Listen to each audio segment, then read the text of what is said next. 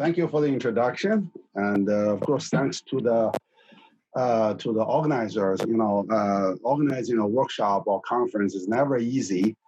Now, given this circumstance and situation, that's even harder. I think you guys did a great job. It's just so smooth, really impressive, really impressive.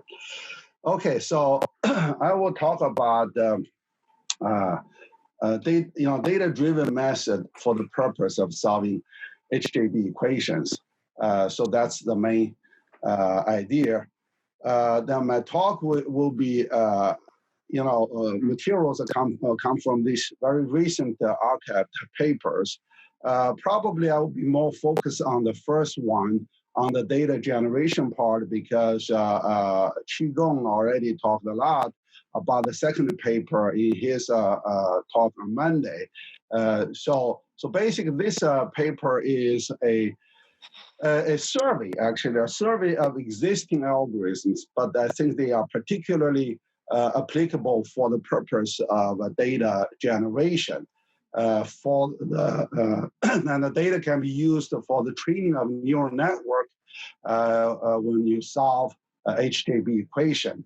And so it's a survey of this data generation algorithms for the solving HJB equations. This workshop is about HJB equations, so I will talk about HJB equation, but not only HJB equation. Just like several other talks so far I saw. My talk will be similar in the sense that I will talk about HJB as an integral part of the feedback design for the purpose of control. Okay, so in other words, it's a view angle of HJB from a control theorist. Okay, so that's basically the angle of this talk. Now, speaking of a control theory, it has been developed for so many decades. I would say one thing, it's a fairly consistent in all kinds of different theories in control, is that physics laws, okay, or models like first principle model or empirical models, they are fundamental for engineering design, because that's obvious. Because if you have a reasonably reliable model, then you can kind of tell the future. So when you design a system, if you can tell something about the future, that's invaluable, all right?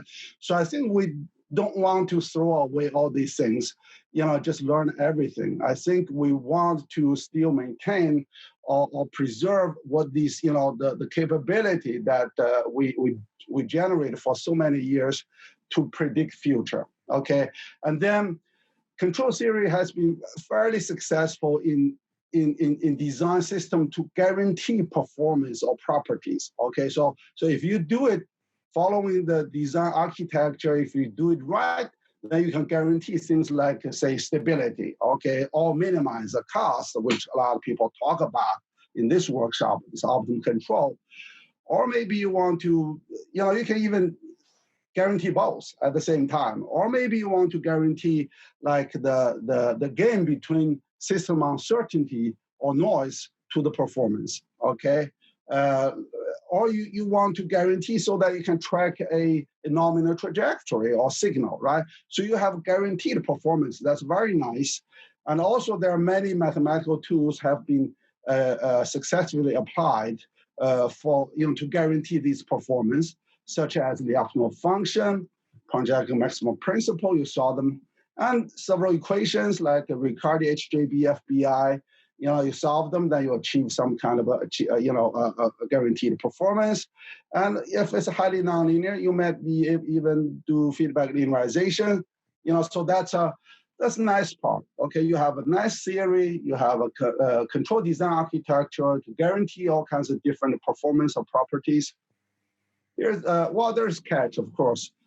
In this design, sometimes you face bottleneck problems. Okay, cursive dimensionality is something people talked a lot in this workshop, but then also, if you want to guarantee your system is stable in a given region, okay, kind of semi-global stability requirement, then when the system become, you need to find the optimal function, but when the system is highly nonlinear with high dimension, it's getting harder and harder, okay, if not impossible.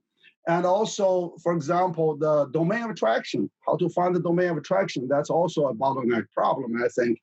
For example, you want to stabilize a large scale power grid. Okay, so you want to know where is, given your control, where is the boundary of a domain of attraction. If you step out of that boundary, you get big trouble. It's a large scale blackout, which we experience from time to time. So it's a still open problem in the industry of in power industry. Okay, and then like Professor Tomlin mentioned a few days ago, reachable set. Okay, that's very useful. You can see that for the safety, for whatever, it's very useful.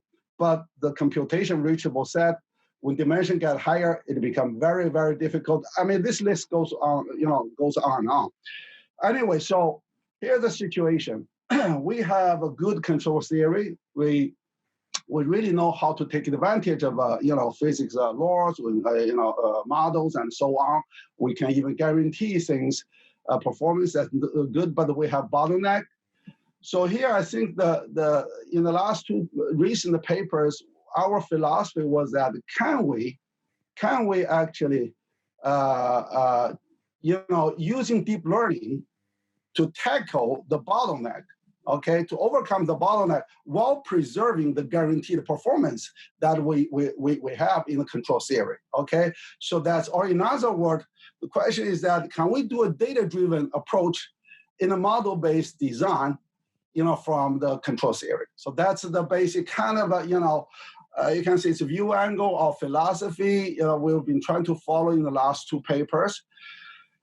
And of course, for there, I list a whole bunch of different problems. I think this idea is really worth to try for different control problems. But for this particular audience, I think it is very appropriate to use this, an optimal control problem as an illustrative example. But I do think that the data-driven and a model-based design is something worth to try for different problems. But anyway, so let's say, so for most part of this talk, I will kind of using this standard, very standard optimal control problem with a control system, initial condition, and so on to illustrate the idea. And so, I mean, people here know that, but I just briefly say it. If you know an initial condition, fix this x0, right? You just found one optimal control solution. You don't need the x. You already have, you basically the x is initially determined by this initial condition. You have a time t. So we call it open loop control. But if you want to say, I want to know the control value at any t and x, then it's a feedback. Okay, so that's at least for this talk I will use this terminology. But they are the open loop and closed loop, they are relate to each other. For example, if you can compute open loop optimal control very fast, okay, so basically so fast you can compute it real, on the fly, then you can close loop. So it's online optimization in some sense, right? So I don't go to detail about this method. There are many of them, but we know that MPC model predict control, actually many of those control using the online optimization. So that's nice if you can do that. And actually it's being used in real applications. Chemical engineering, for example, is quite popular over there. And then the challenge here is that you need to do the online optimization that converges in real time. Of course, if you depend on your time constant, if you have to update your control very fast, and then to guarantee it converge, and then when the dimension goes higher and higher, that this is hard, right? Another way is, we talk so much, but basically the idea is that using HJB. The idea of HJB is that, okay, let's minimize the online computation so that we move most part of computation offline. That's HJB. You solve HJB offline, so basically the majority part of a computation load is done offline. When the control process start, you do just plug into this control architecture based on Pontryagin maximum principle. just this part, little part, if you know that, then you can do the real-time control with a much reduced computational load. And that's, of course, that's the idea, but even solve this equation offline suffers curse of dimensionality, as many authors talking about this time. Okay, so but then here is, so once again, we use a control theory that guarantee the minimization of the cost, but we replace this little part by a neural network. That's the papers I just mentioned earlier. And Chigo talked about the details. So I just roughly go through very quickly. What we do here is that you generate data. I would survey the algorithm that we use. It can be used, not only just we use, but it can be used for generating data. So that's later in the talk, okay? But supposedly you have a way to generate data. Then you generate initial data generation. Then you do to evaluate the value function at different points. And then you do the training. Okay, you train a neural network. Then you generate more data, more value of the value function. You check the accuracy of your neural network. If you're happy, then you go down here, plug in, you get the feedback control. If you're not happy, you go back, generate more data. Hopefully you even know where you probably need more data, so you do adaptive, target the area data generation. Then you do this loop again, you train again, and then check validate the accuracy and so on, right? So so from this, you know that the data is essential. Okay, this example, rigid body, I totally go through that. It's G talked a lot on Monday, but that's a 6-dimensional rigid body attitude control problem. But anyway, so the essential thing is data generation. You need the data to do the training. You need the data to validate your neural network, right? Then. So I'll give you, before I give you specific algorithm that we use and maybe can be used for generating data, let me mention one thing. In our research, what we found is that, some method people use a lot in real system design, in industry, everything, may not be a good, idea for data generation. And some method people don't really use a lot could be a good idea for data generation. So for the purpose of generating data, we found that one property is very essential. Is, we call it causality-free algorithm. Causality-free means that you compute the value function without using the value of the function at any other points. Okay. For example, if you use a finite difference or central difference, these are not causality-free. Because when you walk through the space, you have to wait for your value at any point depending on the value you computed in the previous round of iteration. So that's not causality-free. We want something convert at any point you gave me, it converges. Okay, at that point, it's not in, so why this causality-free is so critical? There are several reasons. One reason is that, because of causality-free, it does not need a grade, right? So you have the chance to push the envelope to higher dimension, right? So you have an opportunity to avoid the curse of dimensionality because a grade grows exponentially the size, right? That's obvious, okay? And then another thing is that if it's causality-free, you can choose the data point. In general, you have a large area. I say, I want to optimal control within this region, okay, given a region. But inside the region, it's different. Some region is more challenging. Some region is, the value function is relatively flat. So you want to generate data at targeted region probably, especially when you do adaptive, training. So if you have causality-free, you can place this point anywhere in any targeted region. That's really, convenient. All right.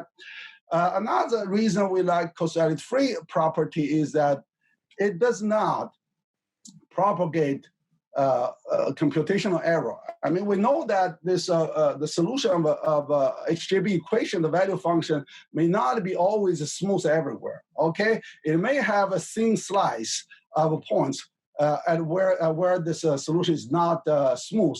when it's non-smooth and you expect some calculation error is not maybe as high as some other region, right? So if you have causality-free, so if you have a large data set with say 100 or 1 million grid points, if you only have a thin slice of non-smooth point where the accuracy is kind of sacrificed, but majority of the data are still good quality, so that could be still useful data, right? So that's, it does not propagate error, so the error at each point is controlled independently. Okay, and actually we found that many algorithms that has causality-free property, they have error estimation, or you have some kind of control of error. Okay, many of them depend on ODE solver, so it typically has much higher accuracy than PDE, so you can use that as a practical way to validate the accuracy, right? So that's another reason. And another thing is that causality-free algorithms have perfect parallelism, right? So you do it offline, so you have the advantage to use a little bit more advanced. And these days, parallel computation is not even that advanced, right? So you pay little money, you can get really multi-core easily, and now every computer is multi-core. So it's really cheap these days, So in one of the projects I did more before we use a neural network approach, I use a sparse grid. Sparse grids typically need more data. For 6-dimensional, I use about 45,000 grid points. And so I just fire up 500 CPUs there to generate the data. So because you are not doing this, the computation is offline, so you have a little bit of freedom to choose what platform you want to use. So this, and then because point by point, so you can compute different points on different core computational core or CPU. So it's a perfect parallel. It's embarrassingly parallel. Okay, so all these things, when you put them together, we really like causality-free. So that's something what we found is, back before even neural network approach, but I think it's even so for neural network approach when we do adaptive training. So anyway, so that's, I think this page gives a lot of main philosophy. When I look at the method, I say, should I use this to train the data for my neural network or not? That's something, I think a lot. Okay. All right.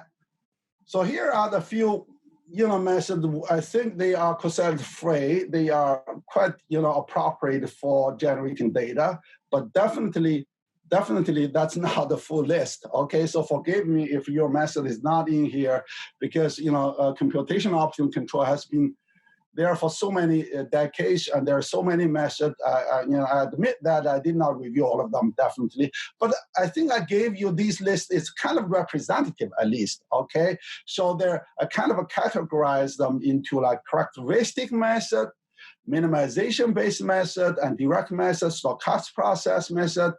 And the borderline is not black and white, but anyway, so it's just for convenience. So let's talk,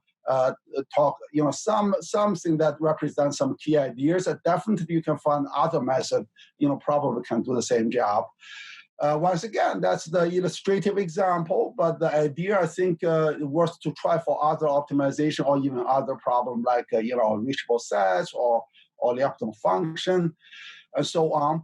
So the characteristic method, of course, is, for the HJB equations, the characteristic is this, you already see this so many times in this workshop. It's the two-point boundary value problem of the Hamilton dynamics, okay? So it's two-point boundary value. So you have for the prime state, the initial value. For the final state, the final terminal value condition. Then if you can solve this two-point boundary value problem, then of course, then you still have the issue is local minimal or global minimal, okay? So I kind of avoid that problem. That's another challenge, of course. That's important, but so right now, let's say local minimal or even critical point is acceptable, then that's something you want to solve. But this, two-point boundary value problem has kind of a bad reputation, okay? Especially when you use a shooting method. There's some discussion before. So it's very sensitive it can be sensitive to initial guess, right? And then it diverges depending on the initial guess. However, we use that, combined with some relatively mature two-point boundary value problem solver. Okay, but when we do that, we found that what really it may not be as bad as it's a reputation. Actually, it's all about the initial guess. Okay, well, theoretically, if you know the true solution, you use that as your initial guess. Of course, it converge, right? So it's all about how good is your initial guess. Okay. Now here is one approach we use a lot. It's very, very simple. Okay, we call it time marching. It's based on characteristic method, based on characteristics, but I cut the interval into smaller intervals.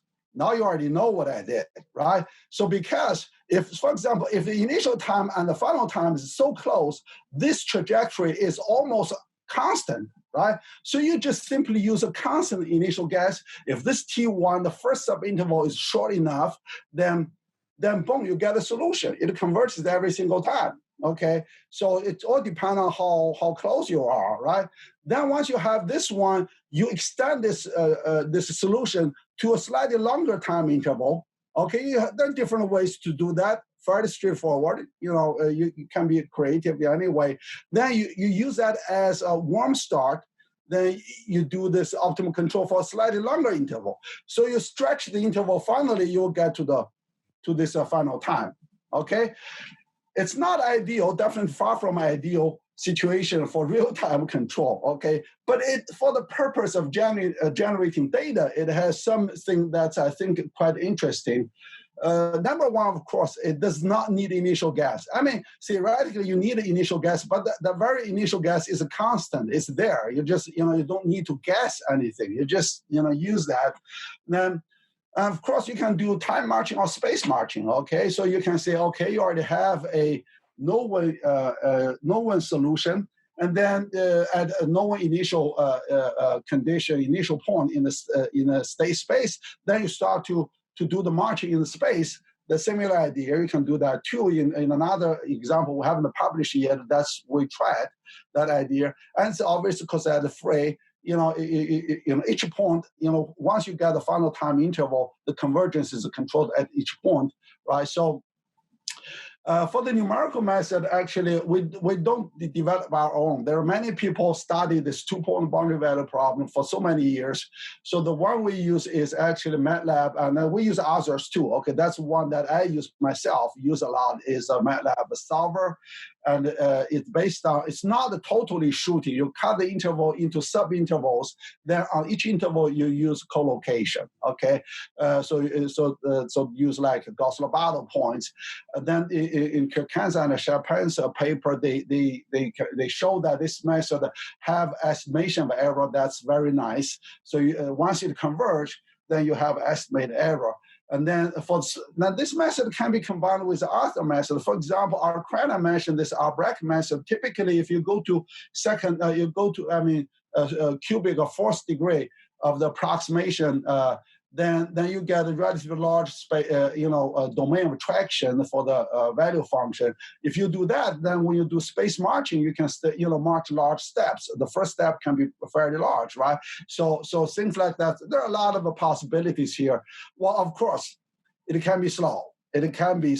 Okay, because this is, depend on how many, for the 6-dimension space and 1-dimension time case of rigid body, I use anywhere between, 5 to 8 sub-intervals. It can be slow. However, as I said, that I do this offline. I fire up a lot of parallel computation. I mean, the total time I use is not that long. Actually, I use this a lot. If you it looks like slow, but if you generate a few thousand data, it's okay. Even use one PC. That's you give it a bit of time, it still works. But anyway, so that's something I use a lot in these two papers when I apply the sparse grid for feedback control. This method was used a lot over there.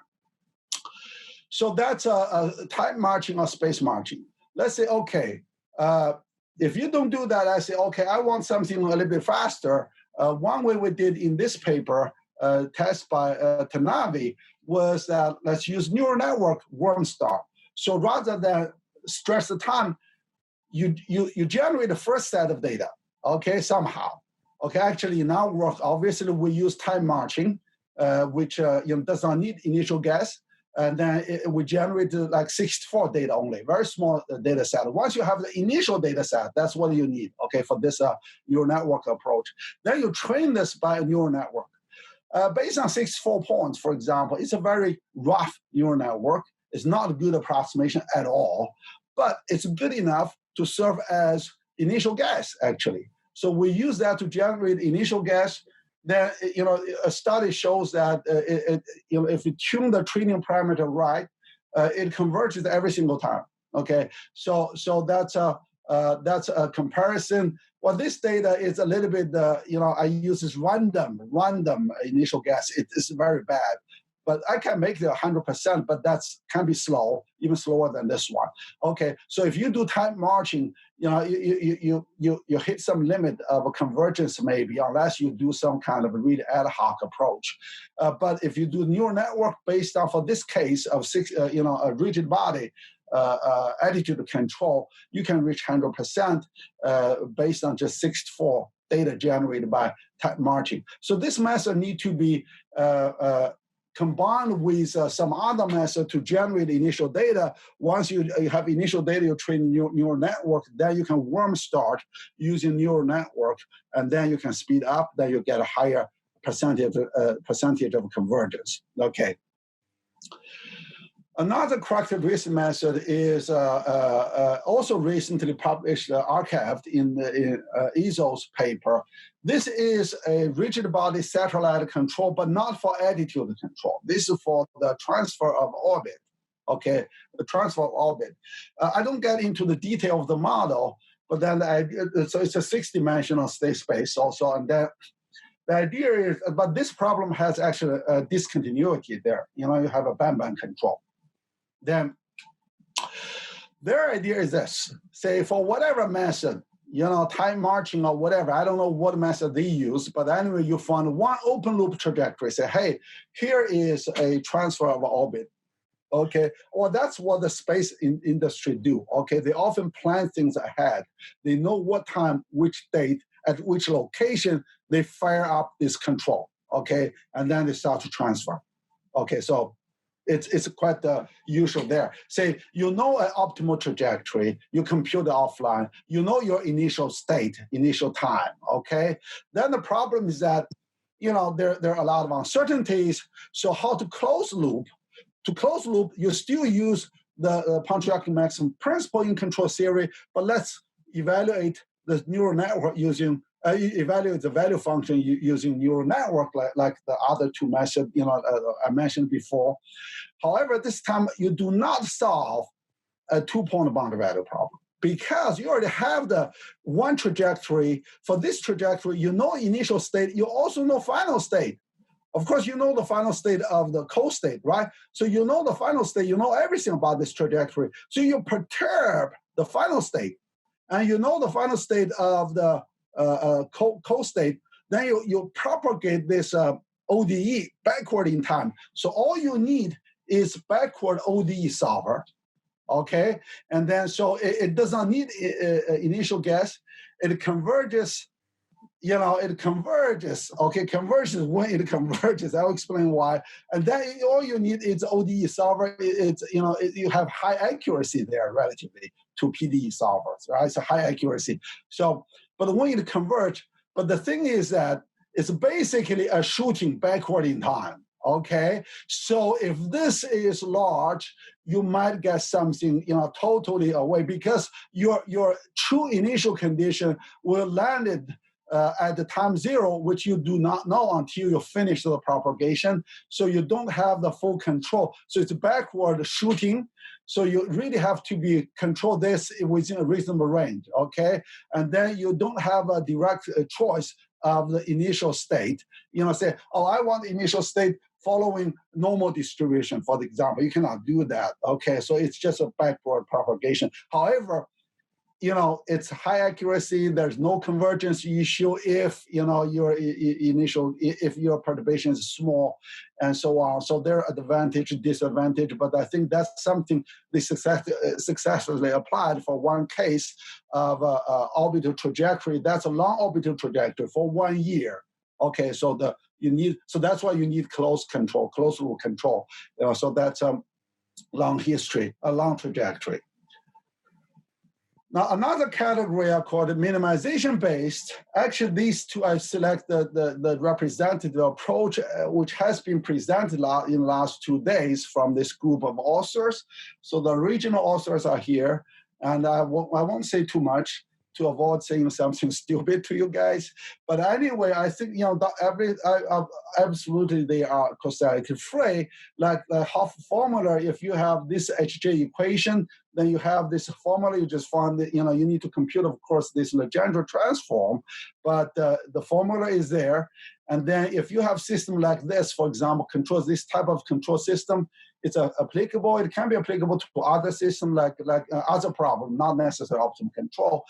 And then Bregman iteration was used. In this paper, it shows very fast convergence. You might say, why do I need to generate data train neural network? It converges fast. Yeah, if it converges fast, then you can do it in real time.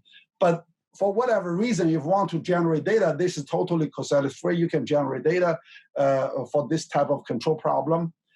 And another minimization-based method was presented yesterday. I think it's about you have a correct. Well, that was about even for not only optimal control. I mean, this work was for even game theory. Okay, differential game. But anyway, if you say I just do optimal control, then you have this cost. Based on the characteristic, you don't know the initial condition of the co-state, then you minimize this, okay? So it's a minimization problem, or unconstrained minimization problem. If you solve that, you got the value function. That you can do it point by point, in these 2 papers, and then there's some maybe later papers. They can be considered as a generalization of Lex and Hoff formula, and then different computational algorithms used for the convergence of the minimization, and so on. As I said, that you already saw them in the last 2 days, so I will just skip. But I think that these are fairly, represents another idea of a minimization along characteristics. Okay. Now another method that's been widely called direct method of optimal control. This is a method, has been studied for many years by really many authors. Once again, there's, that's incomplete list, very incomplete, okay? The basic idea is that you discretize optimal control problem without using co-state or Pontryagin, okay? Then seems like you avoid Pontryagin. You just discretize the problem to result in a finite dimensional constraint optimization. Then you use nonlinear programming to solve that, okay? Actually, you're not really avoiding, it looked like you avoid Pontryagin, but actually you switch Pontryagin by KKT condition, okay? So that's the approach over there. And then, so today I will mainly talk about the approach that I'm familiar with. That's a pseudospectral method, okay? I think the inaugural and the Fariba, Faru, and the Mac Ross are the early ones, start this idea, and then we had a lot of collaboration on this method. Why this method? Well, number one, it's also causality-free. And another reason is that this method has been proved, industry proved, to solve problems with constraints. Actually, they were, for all these years, we use this pseudospectral method, for example. As I said, there are many methods, but I will mainly talk about pseudospectral method as a one approach in direct methods. We use that to solve many problems. If you check the SIAM news in, I think, 2007 in the September issue or one of the summer issue, and also I think 2008, there's one issue in Control System magazine. You see that NASA and the Draper Lab use this method to solve a high-dimensional control problem with constraint, and that particular control problem was the attitude control maneuver of the International Space Station using gyroscopes. And they fly that many times since then. And then that was in 2007 or 2006 flight was the first time ever in the history of International Space Station that you can use gyroscopes without burning a single drop of fuel to make large angle maneuver. And then we also use this method to compute optimal trajectory of helicopter UAVs, which were tested using, using a real helicopter and so on. So unmanned helicopter, and then so this. I mean, there are many others. So Mac Ross had a lot of applications. Some are classified, some are not. His team. So that's I would say this is industry proved method. You can mainly, I think, it handles not only control system and general format of endpoint condition, but also the state control constraints. For various reasons, you may have this kind of constraint. It causes a lot of problem in optimal control, especially when you approach it numerically. But now here you see from this page, you see why this constraint can be relatively easy to handle here. For pseudospectral method or direct method here, pseudospectral particularly, you use different kind of collocation point in time interval, not in space. Okay, once you get into space, then you hit the curse of dimensionality, right? So just in time interval, you choose the grid point in the time interval. Here I use a -1 as the time interval because it's a pseudospectral method. You use Legendre polynomials, but you can shift this to any time interval. Then you have this LGL weights that you can use to approximate the integration. Then you have the differentiation matrix to approximate the differential equation here, and then this, you see these constraints are very easy. You just evaluate at this constraint, and then of course you need a little bit of safety region. Okay, safety margin. I mean, then so you try to constrain them within the safety margin. And if you put everything tightened to 0, this discretization may not have a solution, but that's okay because it's numerical. We want it, we never hit exactly the solution 0, right? We just want to be close enough, right? That's the idea. So depend on M, which is the superlative space that the optimal control solution is sitting in, depend on M, then you choose this, how tight you can tighten the boundary, this relaxation here, inequality here, then we can prove that, this method, always have a feasible trajectory if you have optimal control, okay? Can be local minimal, can be global minimal, whatever. If you have a continuous time control exists, then this feasible solution exists.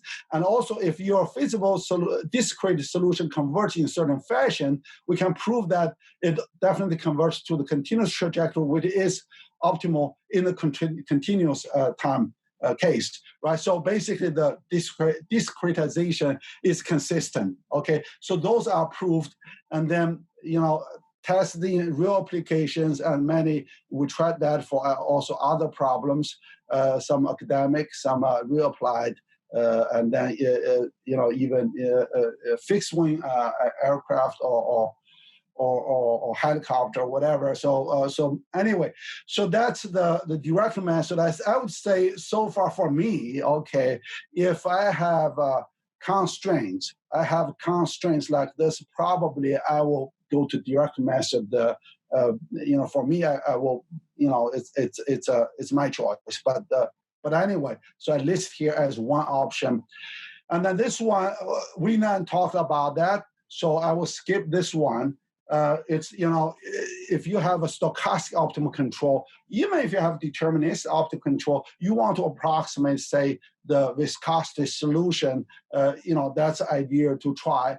And so I will skip the detail, but I do want to say this, like the two Wei Kang, I did not get a chance, is that this paper and there's another earlier version archived of this paper was really a primary reason I look into the direction of a neural network. Actually, before that, I was using Sparse Grids. So that's a very motivating paper that inspired me, at least. So that's I really like these two papers, but I will skip the detail. So that's details. I will skip them. Now let's put together here a list. So you might say, okay, Wei, all you talk about mainly exists. Some of our just presented the last few days. What's a big deal? Okay, well, maybe no big deal, but I think here's my thinking here. After all these years of doing, for me, I start from control theory, then later kind of drifting to the direction of computation. I would say about 16, 17 years ago. All these, examples I use, academic or lab or industry examples. What I feel is that optimal control, I think many of you probably agree with me, it does not have a silver bullet, it solves all the problem or majority of the problem. We don't have that.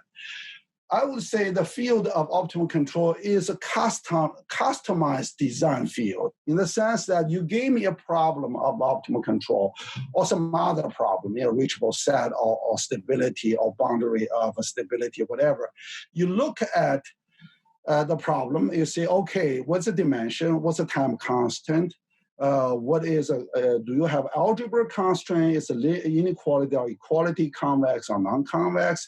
You put all this information together, then you say, okay, maybe which method it works, better, right? So you want a list of methods rather than just one method trying to solve all the problems. When I was young, I was trying to do that, and I failed. I hope someone can do that, but so far I kind of gave up. I say, okay, let me review many, many different methods. And of course, there are many methods missed here, but you see, they serve kind of different, purpose. Say, okay, I have a very initial data to generate. I have no idea where is the initial guess. Let's try time marching and space marching, get a few solutions. Then you kind of get a much better idea of what's going on with the code state, right? Then you say, okay, maybe I combine with neural network, or maybe our Brecht method or something to speed things up, or maybe say, oh, this method, the OD seems to quite friendly. Shooting looks, backward shooting looks good. Let's do the backward shooting. I don't worry about the initial guess. I get a very high accuracy, right? If I don't have to select a particular where I want to generate exactly the location of the initial condition, this would be a good idea, okay? And then maybe you have particular kind of format of control systems, and then you try this one, and then you have, constraints. You try this one.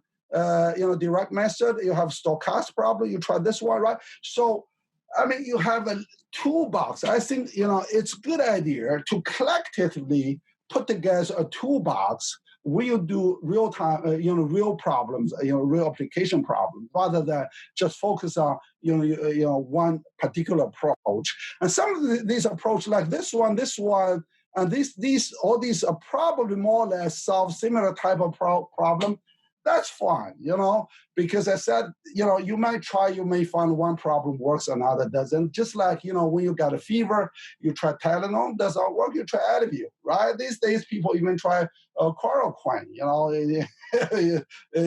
hopefully we don't get there. But anyway, so that's really like, Advil, Tylenol, you have, different options, because I don't think so far we have the, silver bullet yet.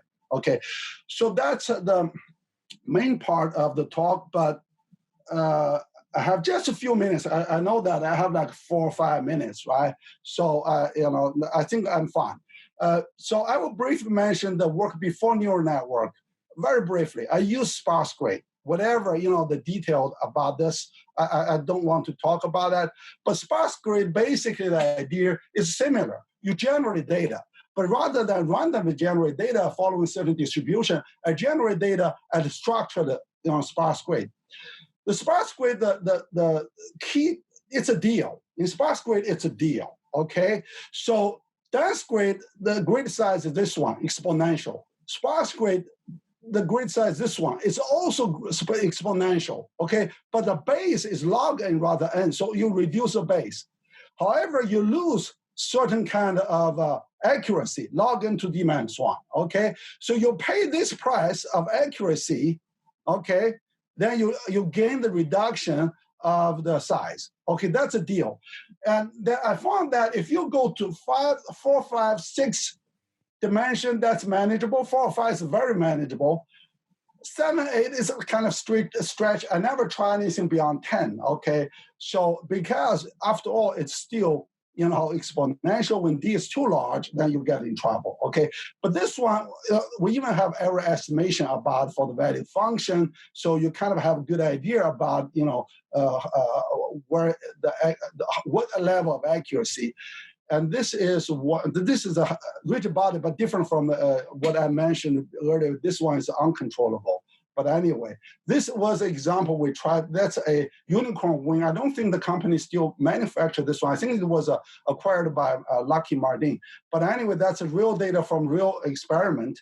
And then this 4-dimensional control, I want to just control the state, the velocity, everything, the angle, everything, Euler angle, using optimal control. This control actually is bam. So sparse grid does not mean that you cannot handle discontinuity.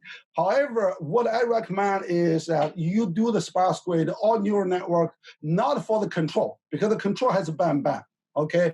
You do it for the co-state. Remember, if you do the characteristic method or you do the minimization-based method, you have co-state. You do this co-state interpolation, it works much better, actually. So I even use, if you have large window, you use sparse grids, it will be too sparse, but you can add a few sparse grids along this nominal trajectory. You can do a very challenging flight using feedback control, then that's with about 1,000 grid point. Because these windows you add together, the number of a grid increase linearly, not exponentially, so it's not it's affordable. So that's another example I just quickly mentioned about sparse grid. But anyway, so I went through many methods. As I said, that causality-free is something I think is really good property to have if you want to generate data, and we use that for the purpose of training neural networks. However, we still try to preserve the guaranteed performance in control theory, so try to integrate the data-driven part into the framework of the control theory, taking advantage of what we know before about the system. And this is a closed loop of that fixed wing. But anyway, I don't have time to any detail. So it's anyway. So I think I kind of explained the kind of a philosophy of our approach. So I think now it's open for questions. Thank you very much for your attention. Okay, thank you very much for this very nice talk. We have plenty of time for questions, so we have 10 minutes at least. So is there any question or comment? Hey, Ian, how are you doing?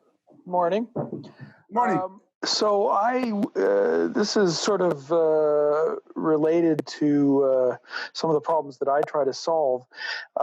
You made an assumption right at the get-go that you were happy with locally optimal solutions, but some of the problems that I look at, the characteristics are actually both diverging and converging. So you can have points in the state space where you have optimal characteristics that start from the same location, diverge, but then actually converge to the same location at the end, and then you can get any combination of those. So some that diverge and never come back together, some that converge and never come back together. These causality-free methods are going to, they can't really detect these particularly converging characteristics where you're going to get a non-smooth solution or a non-smooth value function, what do you do with that? So you mean that when it's diverge, or you mean sometimes diverge, sometimes converge because you're controlled, you're talking about the same initial condition, or there is a one range of an area of the initial condition, sometimes diverge, sometimes No, a single initial state. Okay. There are multiple optimal trajectories leading from a single initial state, and in some cases they can actually lead to the same terminal state.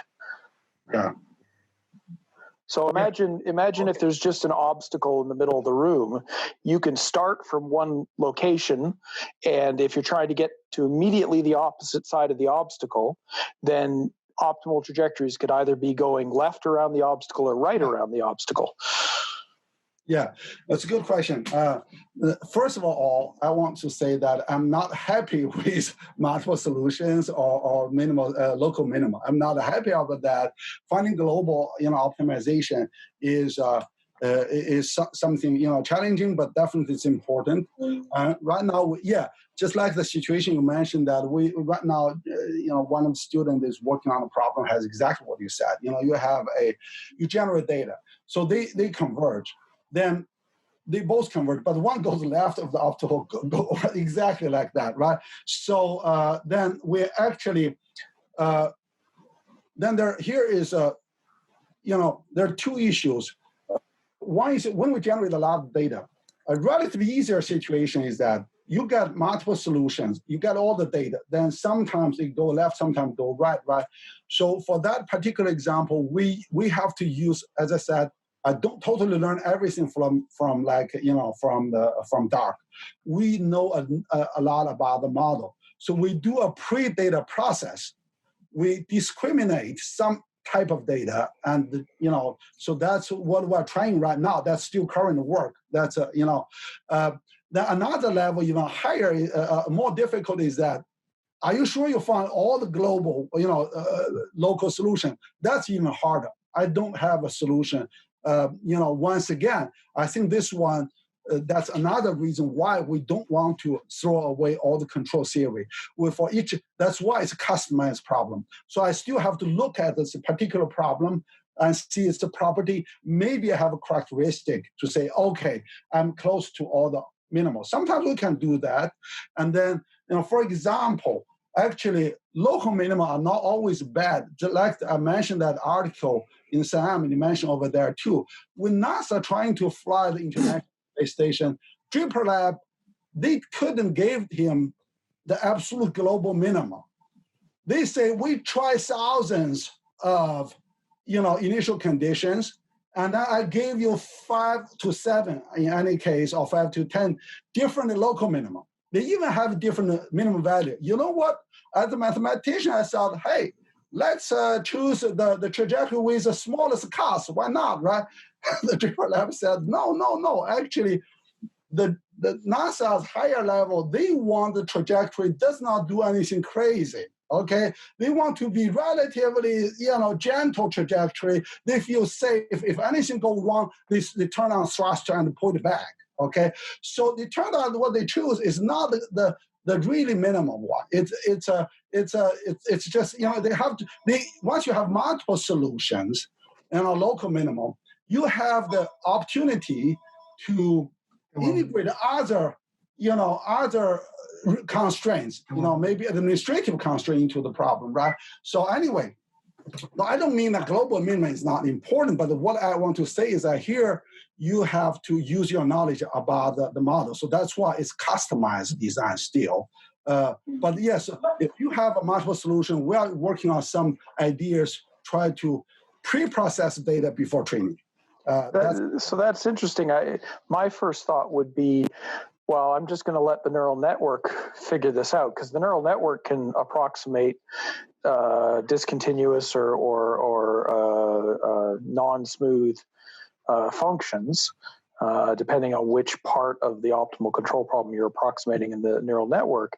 And so you sort of toss it to the neural network and you tell the neural network, pick the best one. Pick the one that's sort of the closest to the optimal. Yeah, that could be a possibility. As I say, I think, I mean, you can tell this is a fairly good state of neural networks for optimal control. Yeah, discontinuity, it can maybe pick up, but then it's yeah, that's possible. But I did not try that. Yeah. Okay, thank you very much. Okay, thank you. I think yes. So it seems there is another question. Yes. So 1 second, I'm gonna unmute you. Please, Klenner should work. Thank you. Can you hear me? Yes. I can hear you. Very nice talk, Wei. And I was struck by Ian's question. I mean, this is a classical problem in differential geometry. And what we're talking about here is conjugate points and focal points.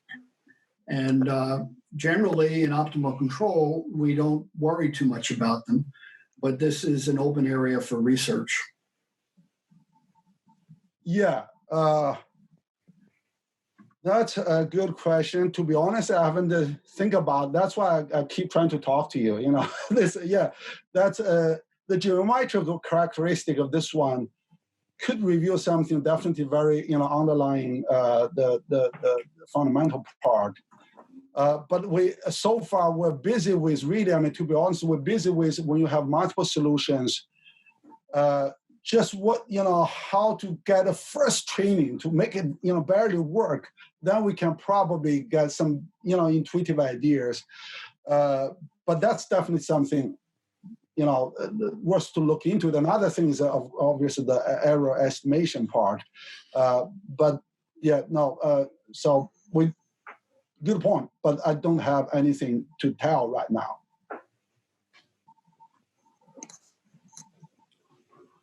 I had another thought. Instead of solving 2-point boundary value problems, why not look at a spray, something analogous to a geodesic spray? So pick up. So your x value, your starting x value is 0, say for example, and then you look at the cotangent space at that point, and maybe even sparse grid it, and then pick a cotangent vector and integrate backwards the Hamilton-Jacobi equations, the Pontryagin maximum principal equations. And this avoids all the problems with 2-point boundary value problems. The question is, of course, does the spray everywhere, or does it focus just somewhere? And I don't know. I have no idea what that would be. Yeah, actually, this thing, several years ago, when I tried the helicopter, no, not helicopter problem. One of the problem, I forgot exactly. I tried both. I don't know if exactly what you said, but I did, to integrate this co-state backward. And then do it round, several round. For that particular problem, I had some issue about, let me recall. But anyway, so I was trying, but then I realized that this, there is something, I need to go back here. I believe there's some convergence issue for that particular problem. And then at the same time, before I worked even further, I found that this, Kansas, error-controlled 2-point boundary value problem, I tested it worked very nicely when time marching. So I shift there, but I never go back to look at that idea.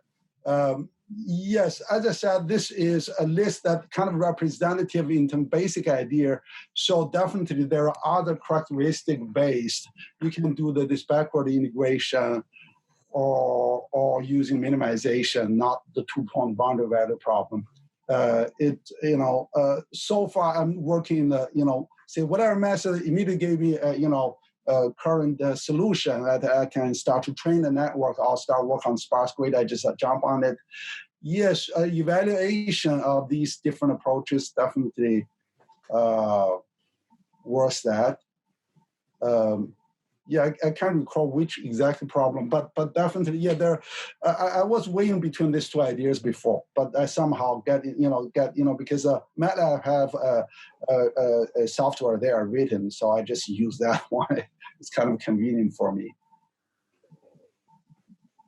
Okay, so what I would suggest. So thank you again for the very nice talk.